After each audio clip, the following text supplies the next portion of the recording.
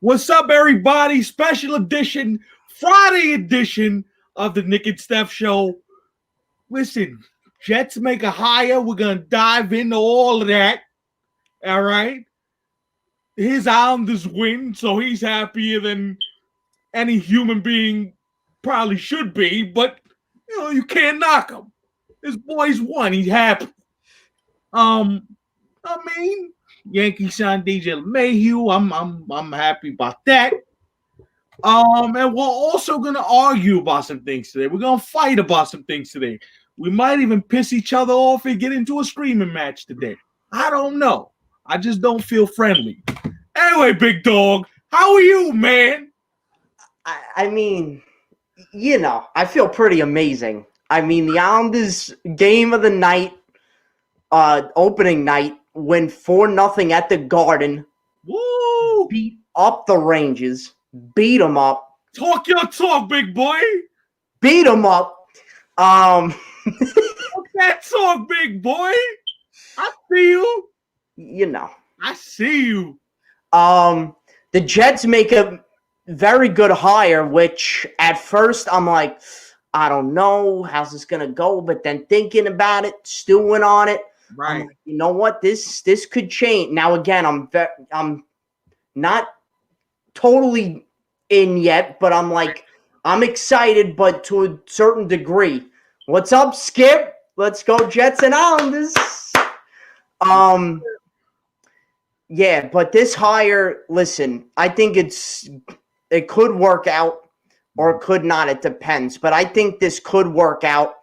And I said this to you. I asked James this. And John, since you're watching and whoever else is watching out there, I want to ask you guys if this is a appropriate comparison. I think Robert Saleh has, first of all, he had great success with the 49ers. His former players like Richard Sherman and others couldn't say enough good things about. I mean, they were praising him on Twitter. And I have some stuff too that I think you guys are gonna find interesting. I spoke to some different people that were with, both the Jets when they were going through this and people that know him pretty well. So I got some new fresh insights on him, and I find it fascinating that Big Dog starts off with the Richard Sherman stuff, but the guy that got me excited, and I'm not even a Jet fan, is Damian Woody. Because he was hype. I watched his Periscope. He made like a live video, and he was like, "This is the first time I felt good." And since he's left the Jets, he follows them week to week. He watches. Pays close attention. Right. And he said, "This is the first time I've been excited since I've been there," which was when Rex was there. When we made the AFC Championship trips. Which is the comp for most people. Are like, this could be a Rex Ryan situation where the guy comes in and automatically, ships up your franchise and gets you guys going in the right direction. Before we get any further, let's do this, bro. We got to share products at the top of the show. Yes. If you go to 3clipsmedia.com right now, you will find there's a Nick and Steph Show mask to protect yourself from the veto. You know what I mean? You got to protect yourself. Got to protect your family. Got to mask up. Absolutely. Love Nick and Steph Show official mask. Go to 3clipsmedia.com/shop. You can get a mask. You can also get a beanie. Yep. Or winter hat. Yep. Yeah, you can get a Nick and Steph Show winter hat. You can get a beanie. We're working on, we're working on some other stuff too. Oh, so go do that right now. Go check out the stuff at Bluntly Stated Store too. They got some stuff that you guys will really check out and enjoy. So check out 3clipsmedia.com. We just had to sell some products at the beginning of the show, and we'll do it at the end of the show so you guys know where to get it once again. Can you show me John's comment? Johnny Boy. Skippies. I didn't get to see Skips. He is. Yeah, he's very passionate. That's the thing. He has that Rex Ryan passion and great defensive mind like him, but he also has that no nonsense type of attitude like a Joe Judge. Look, and which I'll be honest with you, there's something that's been missing with the New York Jets for since Rex Ryan left. The Jets haven't had a head coach that you look at the dude and he literally wants to run up and down the sidelines if they play well. He don't stay in the same spot with the same dopey head coach expression on his face. He wants to go out there and win. And look, dude's from Jersey. He got local roots. He got that Jersey attitude. He ain't gonna let you just come in here and fart around and mess this up for him. Because he understands this. Perception is everything, not only in sports, but in life. All right, we're about to teach you something here on the Nick and Steph Show. Come learn with us, folks. Come learn. We about to drop jewels, all right? Come learn. Come under the learning tree. It's about perception. Now, granted, does one hire change 50 years of incompetence? No, absolutely not. It doesn't. But what it allows this poor soul to do, and John and other Jet fans around the world, it allows them to feel like, oh, well, damn, maybe there is some hope. Maybe I can, wear my Jet stuff out in public and root for the Jets and be a Jet fan and allow myself to get lost in whatever goodness may come my way for doing it the right way. Now, let me point this out for all the people that are watching. The Jets did this right. I'm going to take you through a timeline of events quick, and Big Dog, I want your feedback on all of it, and the viewers, I want your feedback too. Okay. This hire was a Joe Douglas hire. Ownership approves it because ownership is the one that signs the check, so you can't do nothing without ownership saying, all right, bring the dude on board, let's get it cracked. But when you hear that Joe Douglas was like, hey, yo, we got to get this dude signed. He got the type of energy we need. He'll bring people in the building. You can get fired up again about Jet football. Like, you got to feel good about that. And to know that he was the front man, that he led the charge to get this thing done, to get this coach signed, sealed, and delivered, as a Jet fan, you got to be feeling like, hey, yo, I think we might have nailed this one. Just from that standpoint of allowing the general manager to do what the general manager was brought there to do, you got to be excited about that. And that was one of the questions about Joe Douglas is, can he bring in the right head coach? Could he bring in a culture guy? Could he allow himself to not only build a roster, but to build the proper football people in place where the head coach can utilize this roster and do well with it? Definitely. And it seems that way, that this guy could come in, and Greeny said it today. And again, he's a psycho Jet fan, but he thinks the Jets could turn it around in like 3 years. Now, I'll be honest with you, it may be sooner than that. I know you're probably thinking, well, you think so? I tell you why, bro. I tell you why. The reason why I think it could be sooner than that, and we're gonna get into some real sports speak. This ain't a regular show. We don't got no format. We're gonna be on a topic for like however long we feel. All right. So this is gonna be a quicker turnaround possibly than 3 years. And here's why I think that is. Big Dog, tell me if you agree with this or not.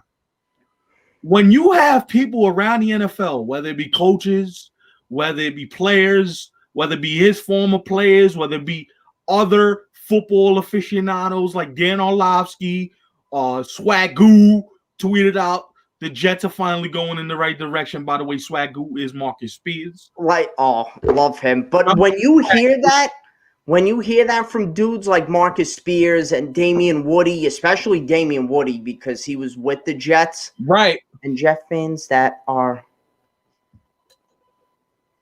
There you go, Skip. Yeah, be patient.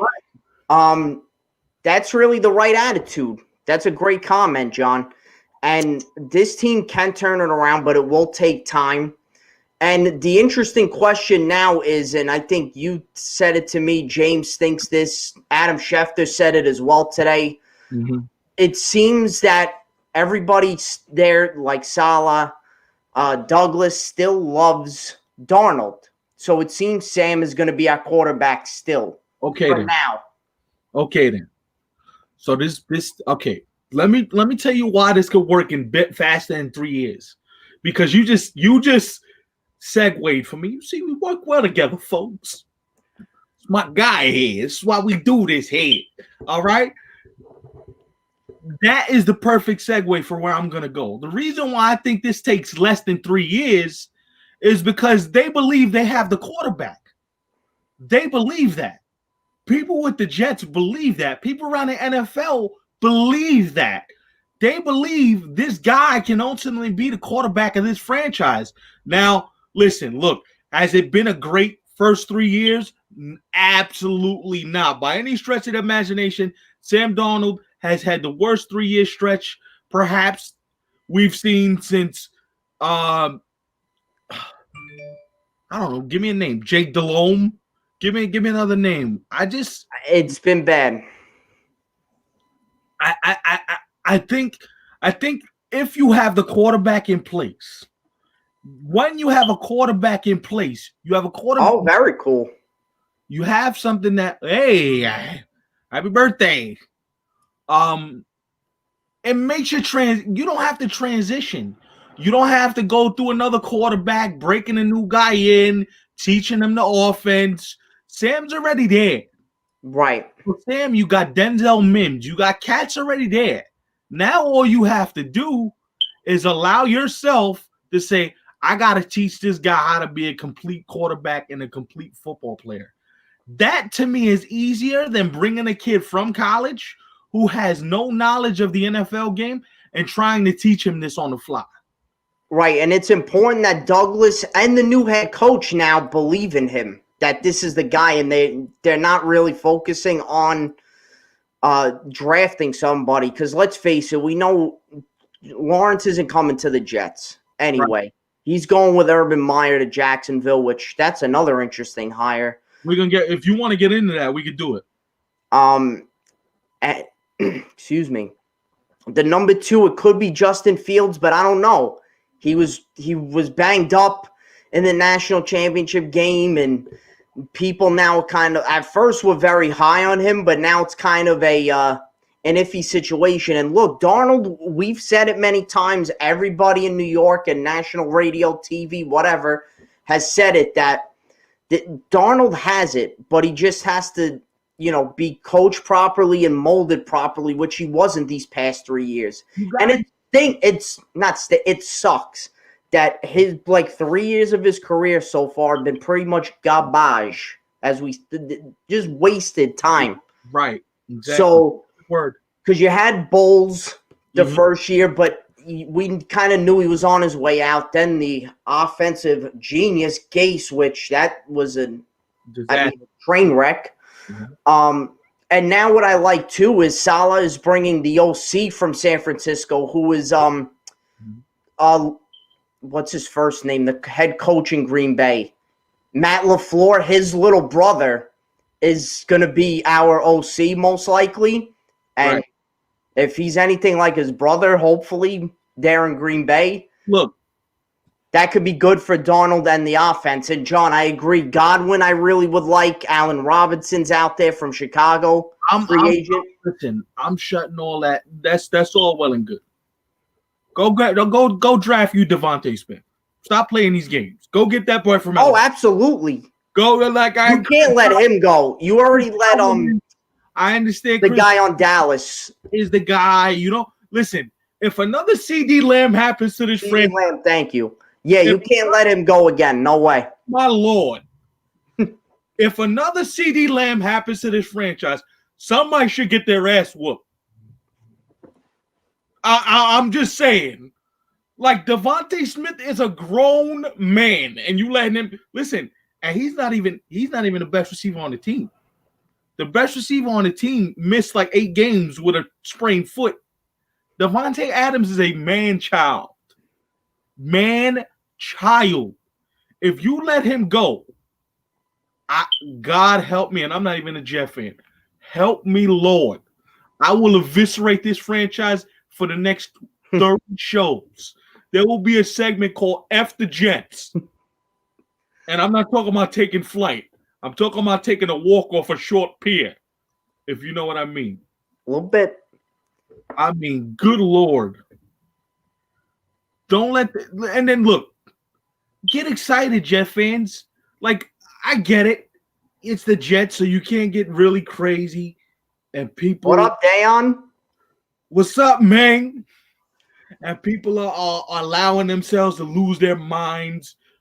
Look, at this point, let the people who are supposed to make the decisions, let them make the decisions. Like, I don't want Woody Johnson involved in this draft or free agent process.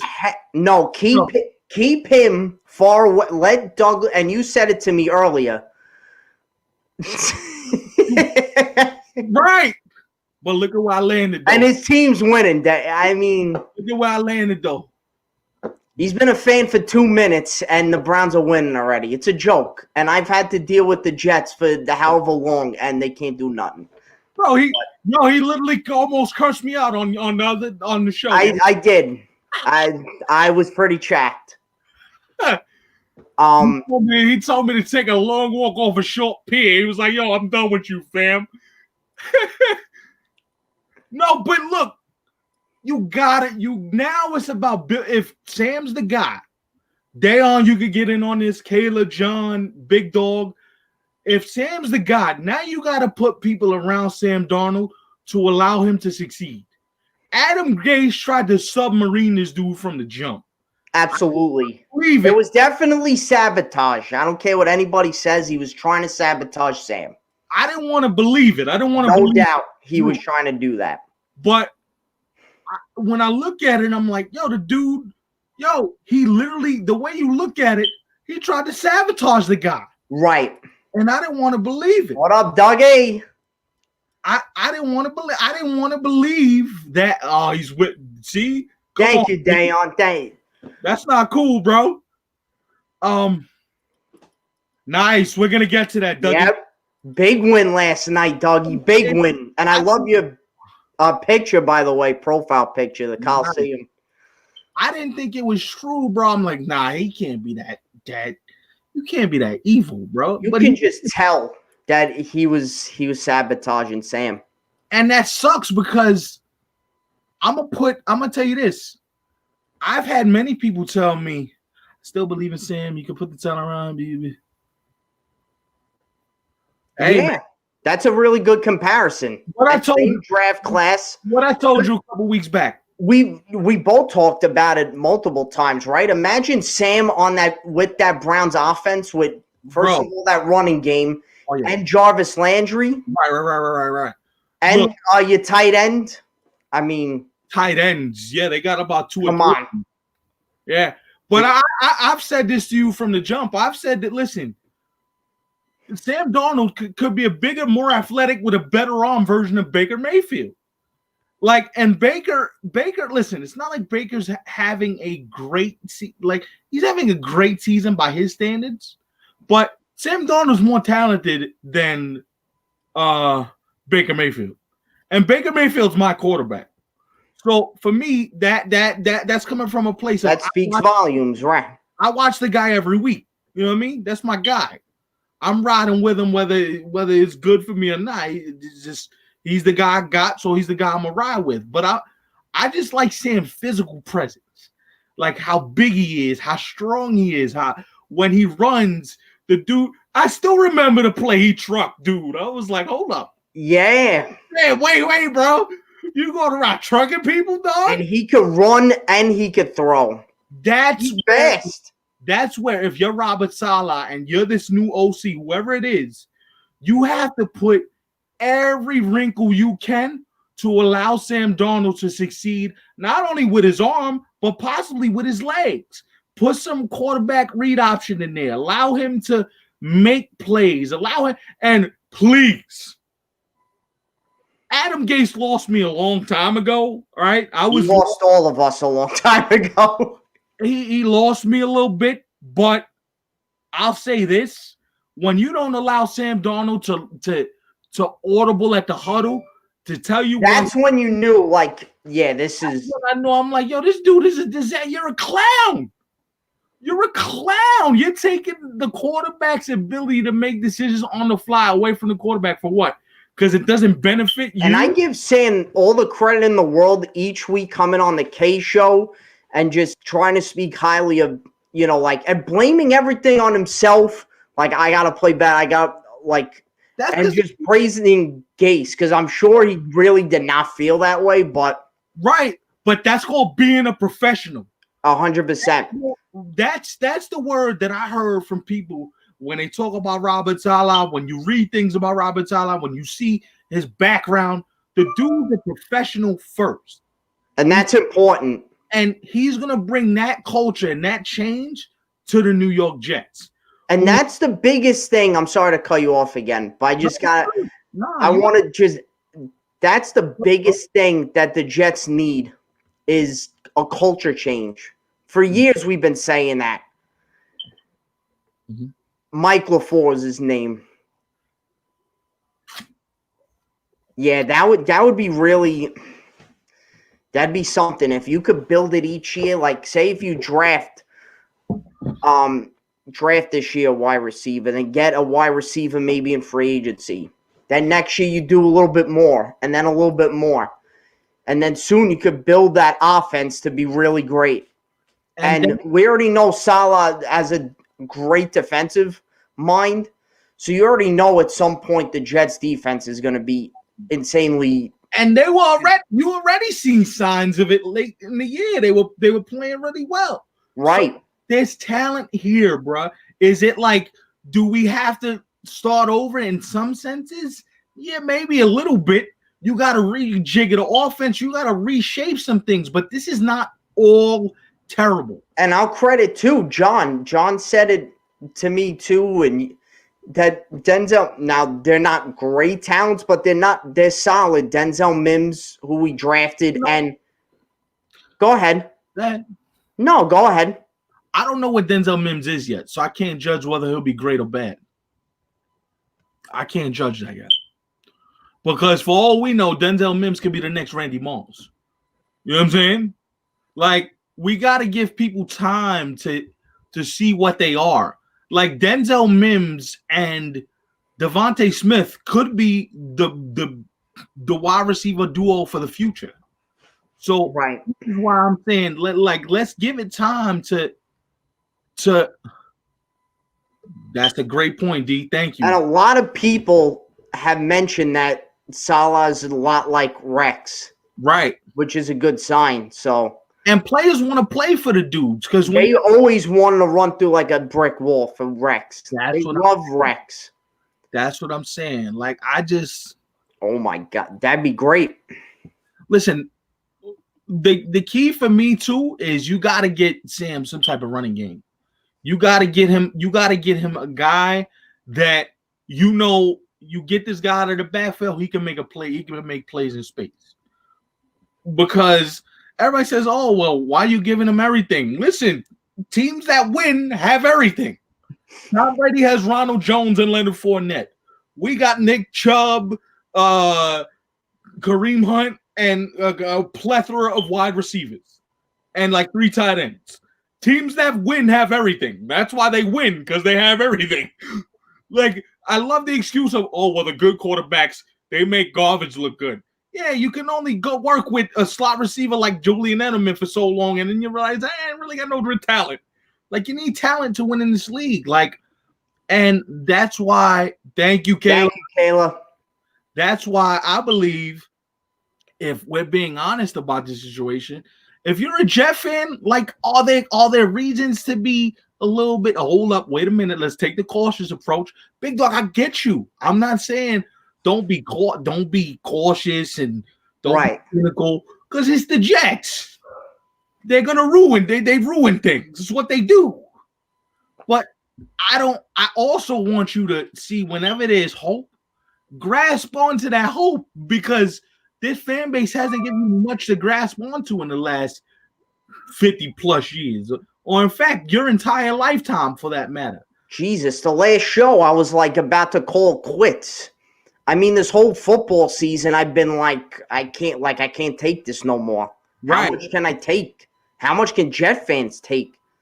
And then all of a sudden this hire happens, and then now it kind of wakes you up and, all right, maybe this can actually change. But again, I'm still like, let's hold on and see what happens first. It's like, yeah, right. And this is what sport is. Sports is, let's just wait and see what things turn into, how it plays out. Because for all we know, this guy could win you, 2 Super Bowls in 7 years.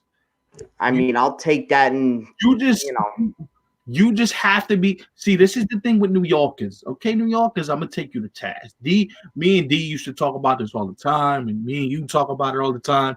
New Yorkers ain't patient for nothing, bro, and that's our biggest problem. Because the moment Saleh walks in here, you give up a 30-point game, or the defense plays an off night. I thought this dude was a defensive guru, bruh. You sucked for 50 years. How about we chill for a hot second? Chill. Just chill. Hold up. Knicks fans, too, do the same thing. Yo, we're ready to throw R.J. Barrett off the bridge. Off the bridge. I'm like, yo, fam, hold up. Wait. And I'm going to defend him because he's a Duke. I'm going to just be point honest with you. I'm going to defend him because he comes from Duke. See, I got a soft spot in my heart for the Duke. I can't lie. But RJ Barrett, he got a game. And the thing about him is he defends most nights. He plays hard most nights. He ain't phoning it in. New Yorkers just want that instantaneous success, and it doesn't happen that way. Like, especially with the teams like the Jets and the Knicks. Like, you got to. I know you want to. Like, we all want to win and at least have success and be competitive. Like, that was the thing with the Giants this year. Like, at least the Giants, for their fan base, were competitive, and they're one game away from the division. Most Sundays, whether they won or lost, they gave you effort. Where the Jets have not for the past, I don't know. I mean, besides the winning season with Fitzpatrick. I know they got to be professionals, but I would have quit on Adam Gase too. I'd have been like, damn, man. Bro. Oh, yeah. You know what I mean? Why play for that guy? He didn't care about the team, so. What was the quote he made? He had a quote, didn't he, where he said they're going to pay me anyway? So what? We have breaking news. Falcons, and this from the ESPN app. Falcons have agreed to terms with Titans OC Arthur Smith to become their next head coach. Okay. So another coaching hire in the NFL. Atlanta definitely needed that. We'll see how this goes. We also have Urban Meyer too with Jacksonville, which I think it could be a success, but this is another wait and see thing because we both know, Stefan, being fans of the NFL for most of our lifetime, like, not all the time do college coaches come into the NFL and, do great. I mean, look at Nick Saban when he was with the Dolphins. Didn't really do that great of a job. Even in the NHL, Wayne Gretzky, the greatest player of all time, when he tried to head coach, wasn't great. But he's going to have Trevor Lawrence to work with. I'm not really sure what their money situation looks like in terms to get free agents. What do you think about the Urban Meyer hire? I reported it last weekend, so I was hearing things about it last weekend. I reported that they were close, and this all but means Trevor Lawrence is going to end up in Jacksonville. I don't even think it's a question at this point. Oh, no doubt. I just think it's going to happen. Justin Fields is a nice thought because Urban Meyer came from Ohio State, but Urban Meyer, I think Urban Meyer gives them – now you got an identity. Like we talking about with Robert Saleh with the Jets. Urban Meyer gives you automatic identity. Like you already know the quarterback is going to put up numbers. Oh, wow, $100 million cap space. Yeah, more like 105 because they were at the salary cap floor. Correct me if I'm wrong, D. They were at the salary cap floor. So isn't it like 105 million? Because they were touching the salary cap floor. Because I think you get an additional 5 to 10 million depending on the way your tax threshold is per not this season, but last season they were at the tax floor once they traded Jalen Ramsey. Yeah, so it is 105 million. Yeah. So that right there, you talking about the Jets. You could see Chris Godwin end up in Jacksonville. You could see a bunch of cats just end up in Jacksonville where the offense automatically goes from 0 to 100, to quote Drake, real quick. Real quick. That's how Urban Meyer comes in. He changes programs. Will he be able to do it at the NFL level? I'm dying to see. I'm dying to see. But and listen, the Khan family got money, so They do. 100 million to them ain't really all that much because Tony Khan, the son, just he AEW's costing them about 2.5, Well, damn. and he's all right. So nah, yeah, I mean, so you look at a team like Jacksonville, you look at a team like the Jets, you look at a team. See, now I want to know what happens with Julio in Atlanta. That should be intriguing. If you ooh, hold up, B.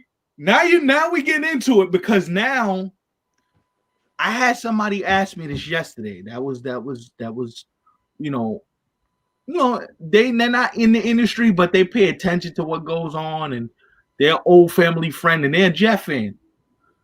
And they asked me, yo, if you're the Jets, right?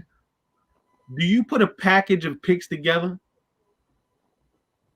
trade the number 2 pick, and go get Deshaun? I was like, Deshaun may end up in Jacksonville. I would do it, but yeah, Watson could possibly go to Jacksonville. Jacksonville, knowing, wait a minute, hold on now. We gotta. I know most people don't care about this, but let's clarify something for just all intents and purposes, house cleaning purposes. We're talking about a tax-free state in Florida where they don't charge you taxes. He just signed a monster deal, so he's getting all that money. You got $100 million in cap space. You got a head coach that's offensive minded, and you're living in Jacksonville, Florida. And the offense is going to be catered to whatever it is that you want to do. So if you're Deshaun Jackson, I know you think about South Beach, but the move might actually be Jacksonville. It's a possibility, and to work with Urban Meyer. You know what I mean? That's pretty intriguing. What do you think about that? Or and then Trevor Lawrence maybe to the Jets after all. Hey, which would be that would really be nuts. And here's the thing, right? Let's say, because honestly, I'm hearing people in Houston like Justin Fields. I could be wrong on that. Dale's down in Texas, so he can give us the lay of the land. But I'm hearing people with the Texans that actually like Justin Fields. So if that is the case, then we may be looking at a situation where the Jets do end up with Trevor Lawrence. And let's just say Sam has a good run. You know what I mean? You got a good run. You got a good run at Sam. Here's the thing. If you want to let Sam Darnold be the quarterback of the future, do you draft Trevor Lawrence and put that added pressure on Sam, who's just trying to find his footing? I don't think I'd do that to the young boy. I just think that that's too much pressure on him. Like if you were to bring in a veteran quarterback, like maybe a Matt Ryan or somebody like that, to kind of teach him the ropes, then yeah, it's a little different. But I don't know if I'm necessarily going to draft Trevor Lawrence, knowing that it might bring, you might stir up some confidence issues with Sam, because confidence is already a thing with Sam Darnold, where he's probably feeling like, damn, they bringing in another QB? Definitely, unless if you trade Sam. Which is another possibility. Yeah, because I don't think if you're drafting Trevor Lawrence, you can't keep Sam. But who's to say they even listen? I think they broached. I mean, this is all just hypothetical, but of course. But that's if you trade for Deshaun or you go out and draft Trevor Lawrence, like you said, like Sam's already been through the ringer, like, and then to bring in another QB, and then he's gonna be like, oh my God, they don't believe in me. And to be honest with you, Sam Darnold may need a fresh start. That's not in New York City. Oh, definitely. He may want to go somewhere, but it's not New York. He doesn't feel the pressures they're having to deal with. You know, if I fail, they're gonna think I suck, and all this added pressure is gonna be put on me. Right. Maybe him going to a place like Atlanta a place like not Jacksonville per se, but a place that needs it, like him in Indianapolis. Sam Darnold and the Indianapolis may not be a bad idea. You just gave old man Philip Rivers 1 year, 25. So obviously you're looking for a quarterback. Sam Darnold might be the guy that you look at and go, T.Y. Hilton, Sam Darnold, Jonathan Taylor. We got weapons, you know what I mean? Indianapolis, young QB. We may be able to make it work. Maybe. So this is where if you're the New York Jets, you got to have all options on the table. You can't be like, oh, well, you know, we got to close ourselves off. And what if Robert Saleh goes up in there and says, hold up, don't draft a quarterback. I want to work with what I got. You know what I mean? Like, we don't know all this. This is why his press conference and his Zoom calls. And this is how you know what direction they're going to go in. Because when the draft comes around in May, right, May? Well, usually April, but we'll see this year if it'll be different. I don't think you'll get your wish either because it was supposed to be in Cleveland this year, but yeah, but next year. Damn you, Veto. Look, at the end of the day, you got to give this new regime a chance to figure out, okay, what do we really want to do here? What is it that we really see as our future?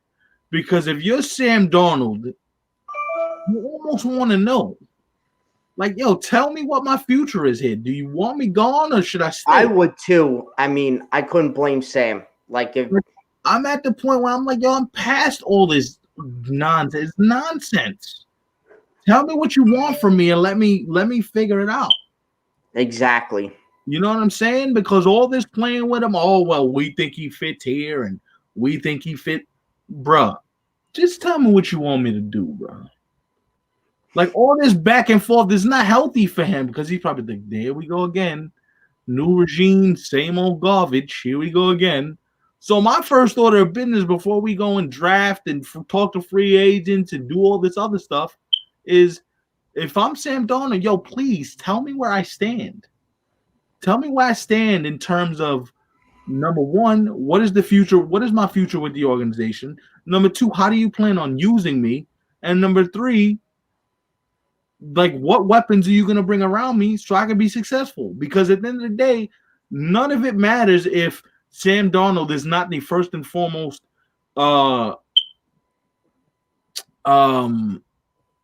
if he's not at the center of this operation. Like, it doesn't matter.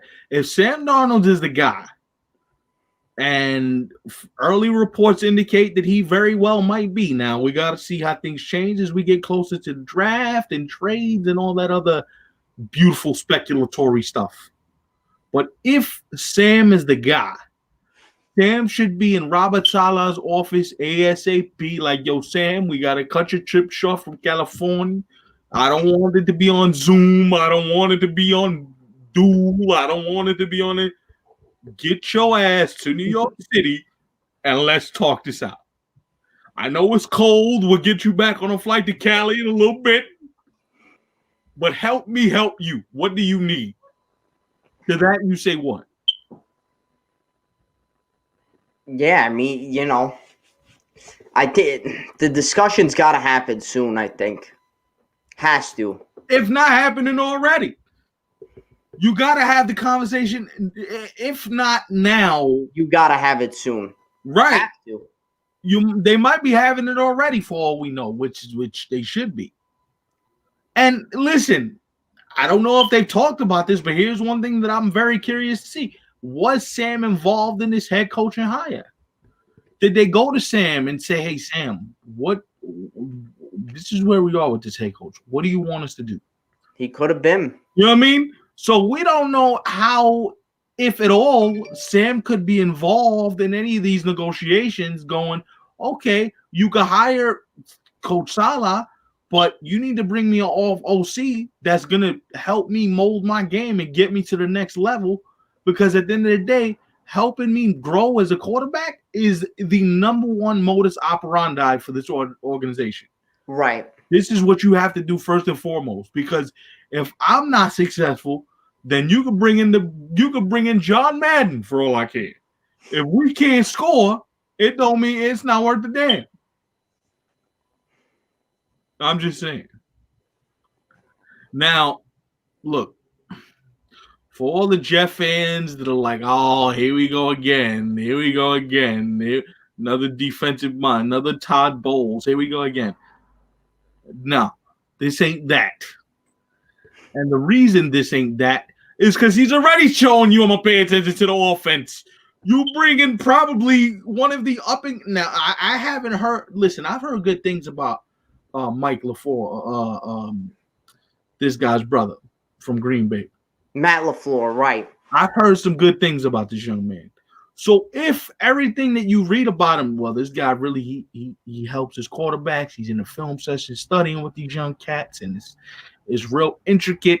He's not saying he's a guru, unlike previous dopo. He's just actually trying to get in there and work.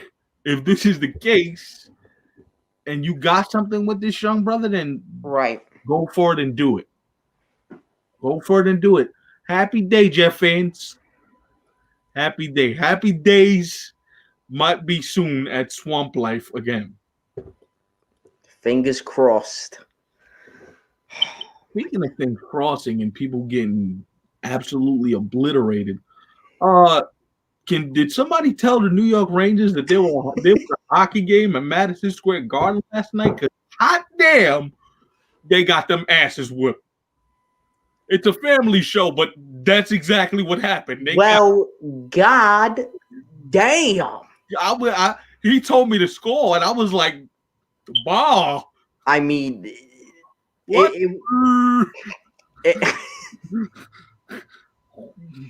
It was no contest. Oh God! Well, ball. Even if I looked at it down the middle, the Islanders just they dominated. They flat out dominated. Hot damn. For majority of the game.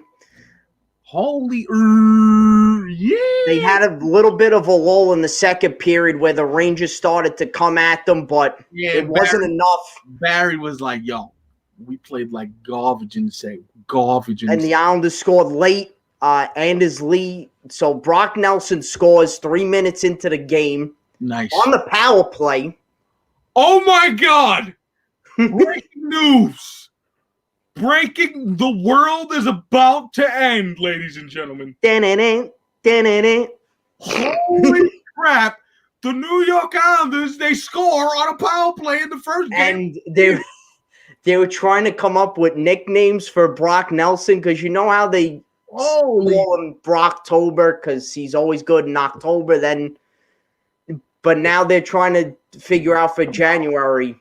I think Brockuary. Brock, you know what? You might be on to something there. That might be a shirt. Then Anders Lee scores a beautiful wrist shot. Then Barzal. I mean. Oh, by the way, I saw that goal. Oh, yo, fam. Hold on. That was disrespectful. Just a memo to Mr. Barzal. Yo, fam.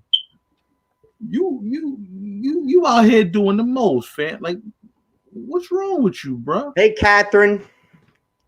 Hey, yep, yes. Like, big win last night. You out here disrespecting people out here, bro. Like, you got your money. Like, you should be happy. And he fooled D'Angelo. That quick fake out move and went, as Butch Goring would say, up in the toy department with that goal. Well, listen, I don't like D'Angelo for other reasons so good, Maddie. Yeah.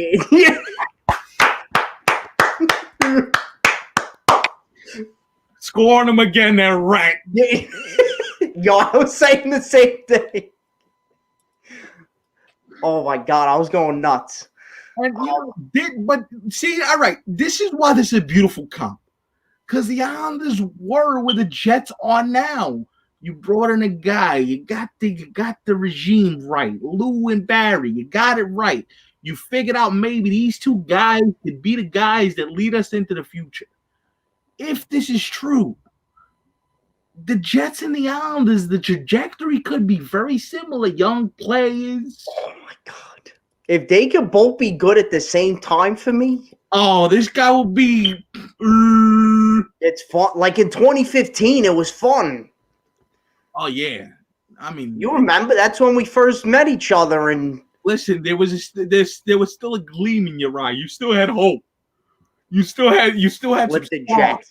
Yeah, until you squashed it all. But you know, Listen, would I be a good friend if I lied to you? no, you were honest. You All were right, then. I would expect you to be honest with me. Like you don't think I know yes. the Browns are gonna suck in like 3 years. It's all right. I'm here though. But to go back to the Islanders, just like you said, with Barry Trotz, Lou, the structure. Yeah. They're built, I believe, for a regular 82 game season. But this type of thing, like the bubble, the 56 game season this year, Right. they're built for it. And even though they had a really short training camp, it was only a few days, they really didn't miss a beat. Yes, they did lose in the Eastern Conference Finals, but all through that bubble, they were dominant. They looked like a team, all business, all seriousness.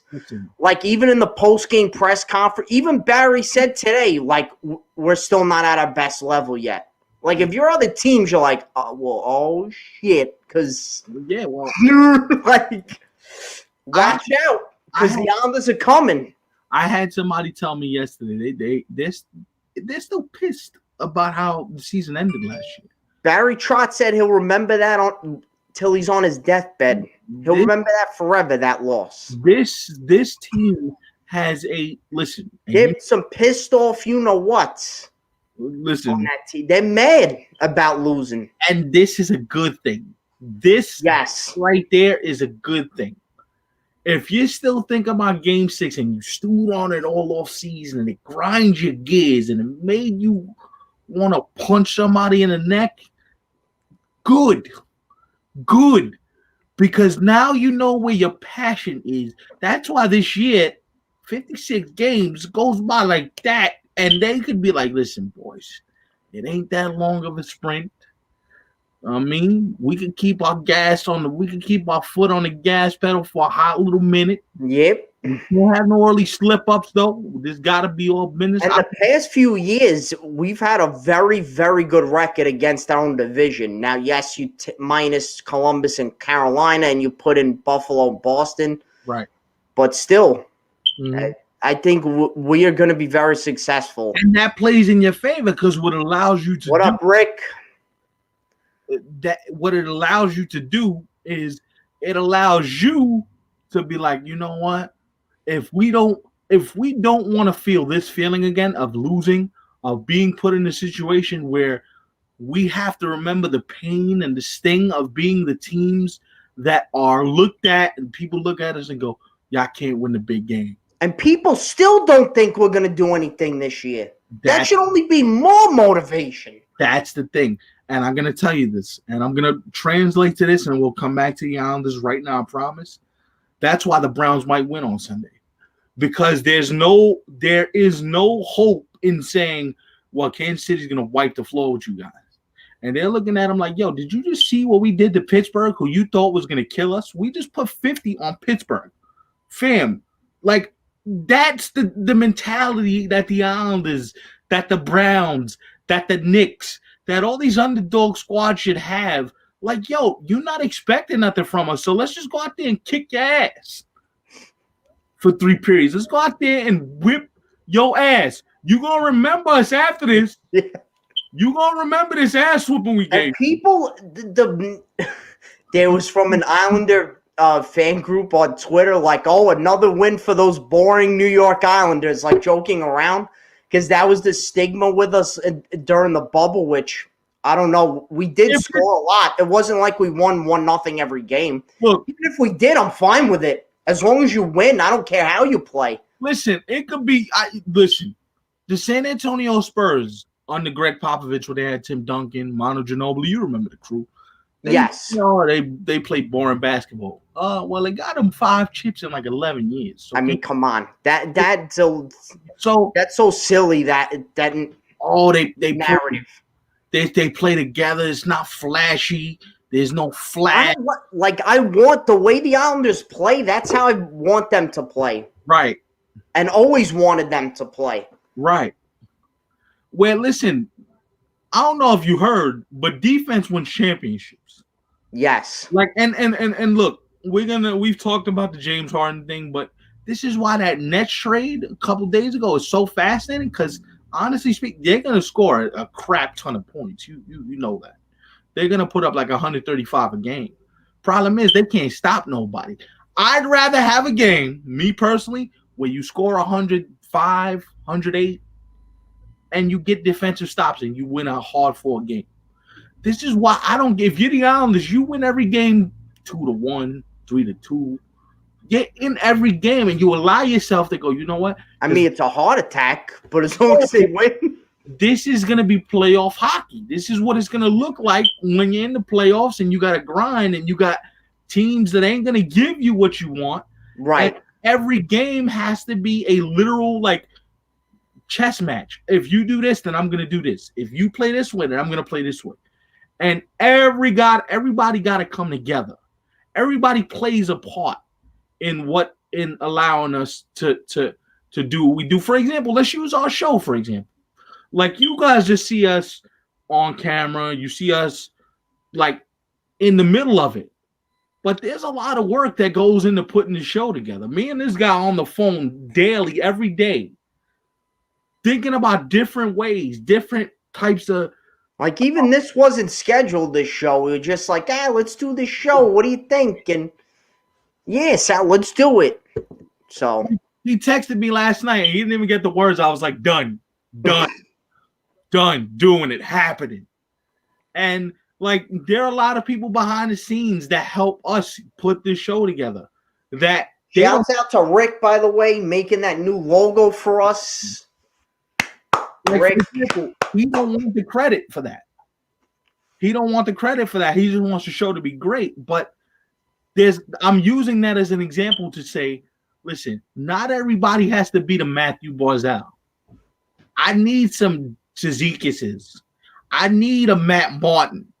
I need a guy that if you step to me wrong, he's going to punch you in your throat, and it's going to be the end of that. Like, I need that guy. Like, fight for me, fam. Oh, and I loved John Gabriel Pajot last night in a little bit of a skirmish. Punched the guy. The Frenchman get busy. Yo, and he's a tiny guy. He's like my size, or maybe a couple inches taller than me, because I'm short. But I don't want none of that French smoke. I forget who the player was on the Rangers, but he sucker punched him right in the face. I was like, there you go. Y'all don't want none of that French smoke. Get out of here, bro. We out here. Parlez-vous français. You know the rest. Yeah. But that's what the Islanders have, too. They're not afraid to go to the dirty areas, to go to the corners, to fight. Even if the guy's like 10 times bigger than them. Pajot's like, nah, I'll fight him. It don't matter. Listen, it's not the size of the fight in the dog. It's the size of the dog in the fight.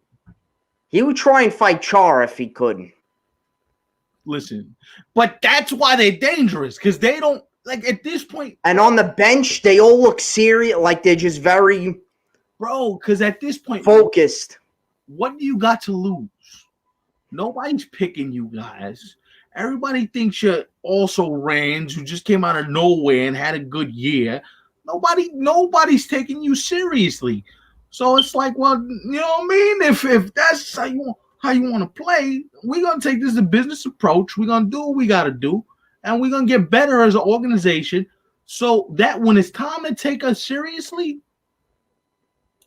we're already 10 steps ahead. And you brought up defense. Like, everybody's willing. Barzal, Eberle was like in the crease last night trying to block the Rangers from scoring while Varley was out of position. Like, little things like that. But blocking shots. That right there. Just doing what you got to do to win. That right there is a sign of a good team. When you got a team that it doesn't matter who scores, who plays well, the stats shouldn't matter. When it's time to win a championship, everybody got to play a part.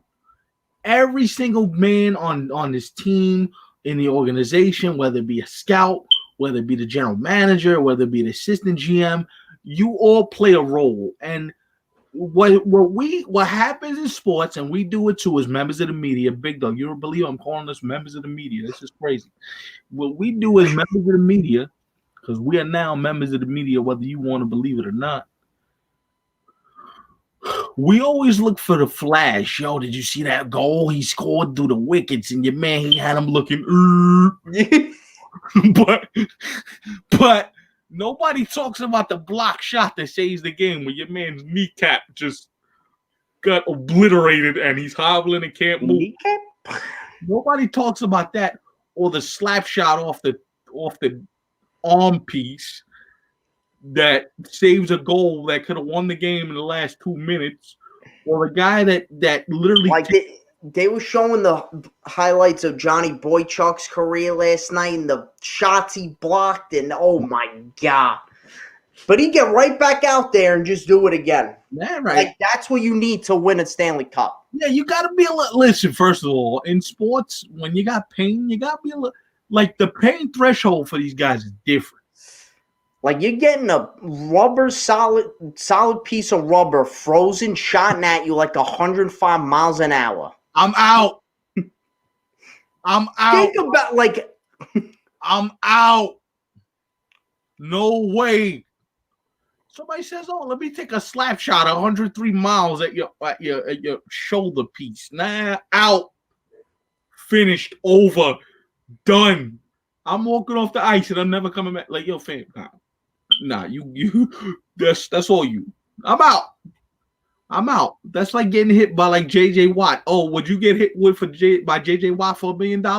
Oh no. I'm out. I'm out. I'm all the way out. But I know you got to be feeling good after last night. Look. Oh, very exciting. I mean, you go into the Garden, fans are not still winning at the Garden when you beat the Rangers is an amazing feeling as an Islander fan, and you humiliate them. I mean. Right. You know. It's great. And we're going there again tomorrow night playing them. So, and then we got the Bruins Monday at the Coliseum on national TV, actually. Oh. On NBCSN. And then we have a couple days off. Then on Thursday, we got the New Jersey Devils. Wow. Which they only lost in a shootout last night to Boston, which I thought wasn't bad for them, not getting creamed. Well, we got the back-to-back in a belly-to-belly. Wow. Yeah, but I'm pumped. Good win. We got more work to do, but as you should be. Excited. Yes. Speaking of more work to do, heavy lifting for my baseball team is finished. Oh my Lord, here we go. Jesus. So heavy lifting for my baseball team is finished. And oh, here we go. What this what I gotta say is, oh my what God, up, James? Where have you been? She's alive. Where have you? Oh my God, James, we miss you. Nah, for that I gotta go back. I gotta go back to the Yeah, you gotta put the Jet background on for James for a minute. You know what? Just for you, buddy. Just for you. Missed the whole Saleh conversation. Oh, the first 40 minutes of the show, we talked Jets. Devils are going to be in most games, I think, and they do have. We didn't obliterate them for 40 minutes. We actually praised them. I know. Which, I mean, even for me, that's a shock. This is kind of, I'm scared. I don't know what to do. Wow. But yeah, Devils got some young, skilled players. They're getting there. Right. They're going to get good eventually. That front office just has to make the right moves and do the right thing. And now you got Marty Brodeur in the front office. So maybe they can actually get a goalie that knows what the hell they're doing. Well, Mackenzie Blackwood has been really good. Played well last year, actually. And this year he's their starting goalie. And now no Corey Crawford because he announced retirement. So that's kind of a tough – I mean, he had to do what he had to do, whatever was going on off the ice for him. But that's a big loss for the Devils because that two-goalie tandem would have been Oh my God. That would have helped a lot. Well, ball. But sometimes those things happen. Actually, too, in other news too, Henrik Lundqvist is doing well. He left the hospital in Cleveland, actually. That's where he got his open heart surgery, and he's doing well, which is awesome news. So we hope he gets better and healthy, because that's scary, open heart surgery. So Henry, get better, brother. yes. That stuff is scary stuff, man. That I don't wish that on my worst enemy. So listen, if this is the end of his career, you're not the fan. I get it. But that guy in his prime was as fun to watch as a hockey fan as you could find at the goalie position. That guy's a first ballot Hall of Famer. No doubt about it. Not even a question. The Rangers will retire his number. I can even see him working in the organization at some capacity, whatever it might be, a coach or front office Right. position. But yeah, I could definitely see that in his future. The Jack back around. LOL just got themselves a coach. I think they can be good now. And so the Douglas to fill out. I said the same. Yep. I said the same thing because now you need Joe Douglas. Now I'm gonna tell you this, and you can call me crazy. Like, oh, but weren't we seeing this before? Nah, remember that's Gase's boy. So I think Adam Gase made the majority of those decisions. Now you're gonna know what type of general manager you got for real now, right? And if he fills out the roster with quality talent from top to bottom, then you already know. All right, maybe we got something here. Maybe it ain't as bad as we all think it's gonna be. Maybe stuff might be able to pop off, and we might be actually looking at a successful football team. Oh no! It's just, and New York is again. I'm gonna say that just chill, bro. Be easy. Let this play out. And like, and I'm gonna kill you guys, but Met fans, fam, as I change the background to some Mets background, as I obliterate your franchise, Steve Cohen, chill, bruh. You spend a lot of money already this offseason. What is he waiting for? I want Springer too. I was like, bro, you just got Stevie Cohen's gonna work his magic. You gotta give him time. Yeah, but not only that, and if this is how your offseason ends, and you sign a center fielder like Jackie Bradley Jr., who's a great defensive center fielder, then that's fine. We don't need Springer, you're saying, necessarily. You don't really need him because Jackie Bradley, look, the way your offense is set up, Jackie Bradley Jr. he's an okay hitter. He's not great, but Jackie Bradley Jr. is a great defender. Like up the middle, you would be elite. Up the middle between McCann, Lindor, and Bradley Jr., you guys will probably have one of the best up the middles in the game. Like just being able to defend up the middle, that's quality right there. Like, why do you need? Well, I want Springer because, honestly speaking, bro, you know what the problem is with that? Now you become too star reliant, where you forget about the baseball players. First of all, Jackie Bradley Jr., his defensive numbers, bro, he's gonna save you like 3 runs a year. 3 runs a year, and it's people automatically assume, oh, that's not good enough. I want the guy that's going to hit 40 home runs. I want the guy that's going to be amazing. I want the guy. Listen, I get it, but I also understand the fact that you don't need a guy that hits 40 home runs in every position. Sounds like a yank. No. I'm all for them to keep spending. I'm just saying, look, I have no issues with them spending money. Mets, I think, already can they can go to the NLCS. No. Now, Dodgers are going to be tough. Padres are going to be tough. But the Mets are in good shape. Right. Mets are in really good shape. And I'm saying, if you want to spend on Springer, I'm good. It don't really bother me none at all. I don't want to cheat. That's the only thing. I don't want him either, Skip. I know he's an amazing player, but like Jackie Bradley, I'm good with it. I already got like Frankie. I wanted Frankie Lindor, but you know that. Frankie, so, yeah. I'm very happy with that. And here's the thing, right? So let's say this is your off season, right? Let's say you've finished up with this. That's a pretty productive off season, bro. Like you've done a lot. You filled the areas of need. You've got a catcher. You signed probably one of the top 5 shortstops in the sport, and you got a defensive center fielder who's a wizard with the glove. If I told you at the beginning of the offseason, Big Dog, your offseason would be James McCann, solid catcher, 15 home run power, good behind the dish, Frankie Lindor, who's going to hit 30 home runs, driving 100, and play Gold Glove shortstop, and a Gold Glove center fielder in Jackie Bradley Jr. If I told you that was your offseason, to go with this pitching, you would have said, "Oh God, yes, sign me up." Especially when the Wilpons were on the welfare line trying to shop for government cheese. Oh, almost lost my microphone. If that was the case, and listen, this is where it ended, then you got to be happy right now as a Met fan. Oh, I definitely am. Money, and they might not be done yet. They might actually do some other stuff, like Brad Hand. Brad Hand is a quality reliever. The Mets get Brad Hand. Your bullpen just got that much better too.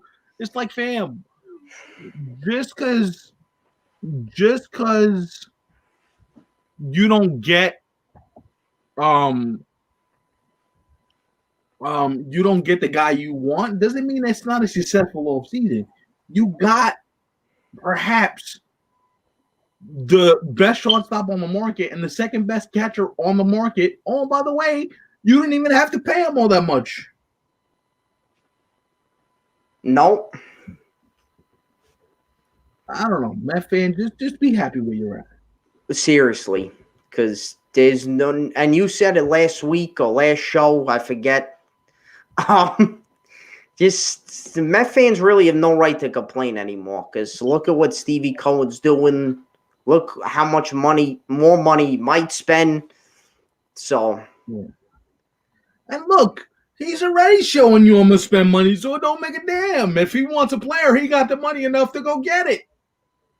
So just chill. Like, why just have fun with it. Like I tell this guy, enjoy, but he can't. He's, I'm miserable. He's a spoiled Yankee fan, like the rest of them. No, I'm not spoiled. I'm kidding. There's a difference. Spoiled and miserable are different. Well, misery and the Yankees shouldn't really that don't go together for me, but well, it does for me because I'm a miserable. Yeah, I don't know. For those 6 months during baseball season, aren't I a miserable bastard?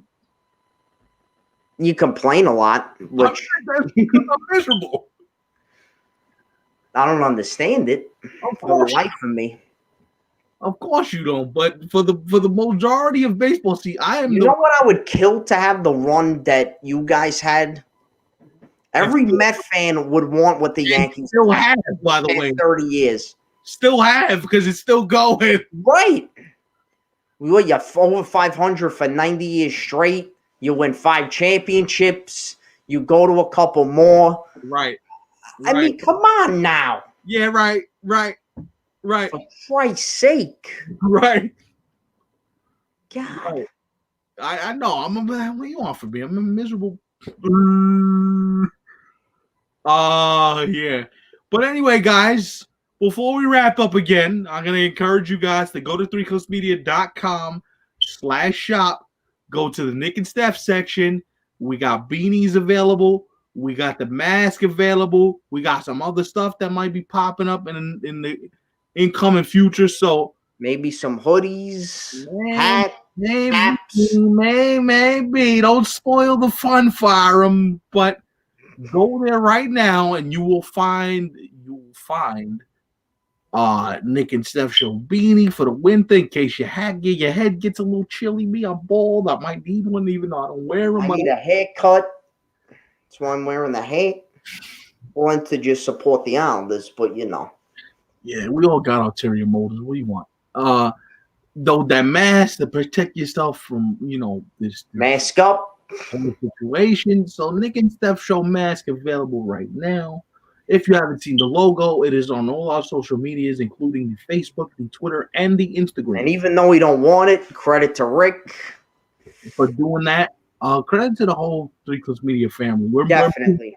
We're moving it in a brighter direction. So thank you guys for hopping on. This was a last minute thing. Literally last night we decided let's have a special show. Screw it. See what happens.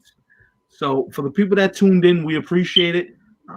And we'll be back officially on Monday, 6:30 Eastern, usual time, back and better than ever.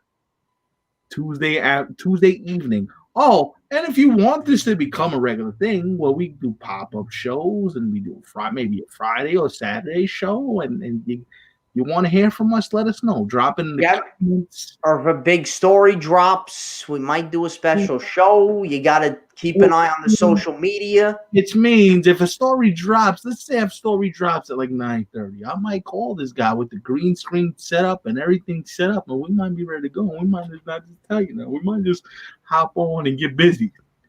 So with that being said, Big Dog, thank you as always. To the viewers, thank you as always. See you Monday, back and better than ever, 6:30 p.m. Peace. Let's go, Islanders. There you go.